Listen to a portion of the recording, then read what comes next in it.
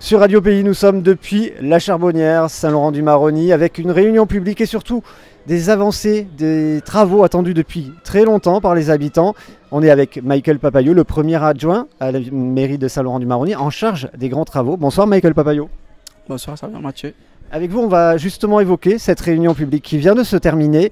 Il y a déjà eu pas mal de monde, c'est un sujet qui intéresse les habitants. Oui, comme vous le dites si bien, c'est un sujet qui intéresse les habitants de Saint-Laurent-du-Maroni et particulièrement de la Charbonnière. Ça concerne, juste pour situer, parce que tout le monde ne connaît pas forcément la géographie de Saint-Laurent par cœur, c'est combien d'habitants aujourd'hui à la Charbonnière environ?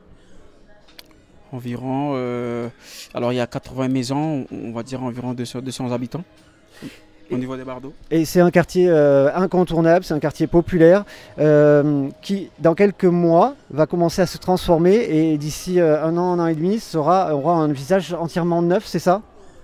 C'est ça. Comme on dit, on ne peut pas venir à Saint-Laurent sans passer par la Charbonnière. D'autres disent que la Charbonnière, c'est le poumon de la ville de Saint-Laurent-du-Maroni. Et donc, dans le cadre du programme NPNRU, le projet de rénovation de la Charbonnière s'inscrit dans ce programme. Et donc là, enfin, on va lancer la phase opérationnelle du projet de rénovation des berges de la Charbonnière et des espaces publics. Alors justement, les espaces publics, c'est-à-dire les jardins, parce qu'il y a des terrains de sport également, il y a peut-être la salle polyvalente, je ne sais pas, le détail, et les berges. Les berges d'abord, ça va être quoi? Qu'est-ce qui va se faire sur les bords du Maroni, un si beau fleuve? Ils vont enfin être aménagés? Oui, enfin, ça va être aménagé.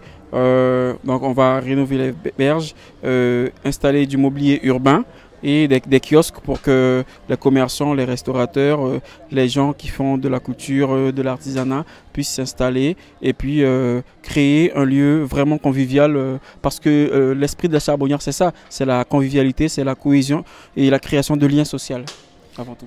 Ça a été budgétisé, ces travaux, il y en a pour combien de centaines, ou peut-être de millions d'euros? Comme je l'ai dit au début, au fait, nous sommes lauréats du programme NPNRU, financé à hauteur de 70% par l'ANRU, l'Agence nationale de la rénovation urbaine. Et donc, sur le budget, bon, c'est un budget global, c'est ça? Oui, alors pour les travaux des berges et des espaces publics, nous tournons autour de 5 millions d'euros. Mais sur l'enveloppe globale que l'ANRU a mis à disposition, aujourd'hui nous sommes à 60 millions d'euros sur tout le périmètre NPNRU. Oui, et le périmètre NPNRU, c'est pas le sujet du jour, mais c'est aussi le cœur de ville, c'est ça qui rentre dedans. Il y a vraiment de gros travaux. Saint-Laurent va se métamorphoser.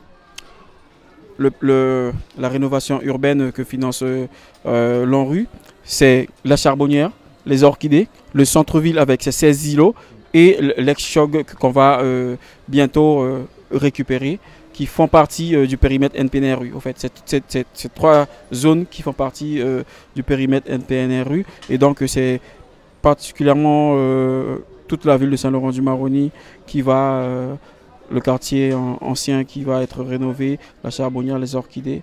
Voilà. Et s'approprier le fleuve, enfin. Et le fleuve qu'on va pouvoir s'asseoir tranquillement, regarder, contempler, et en mangeant quelque chose. Comme c'est déjà le cas du côté de l'Office du tourisme et c'est merveilleux. Juste un dernier mot, sur l'ancien hôpital, c'est pas le sujet du jour, on déborde.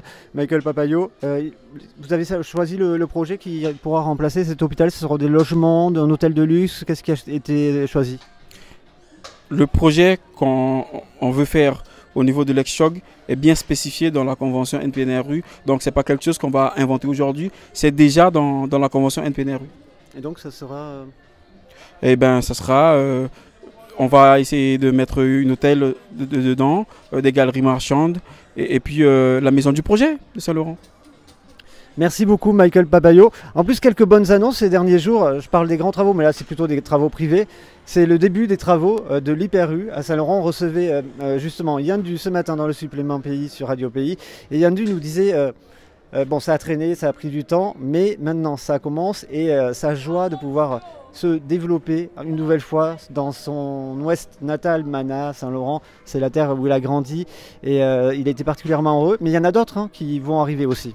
Oui, des projets privés et des projets publics aussi. Parce que n'oubliez pas qu'à Saint-Laurent-du-Maroni, on accompagne les porteurs de projets.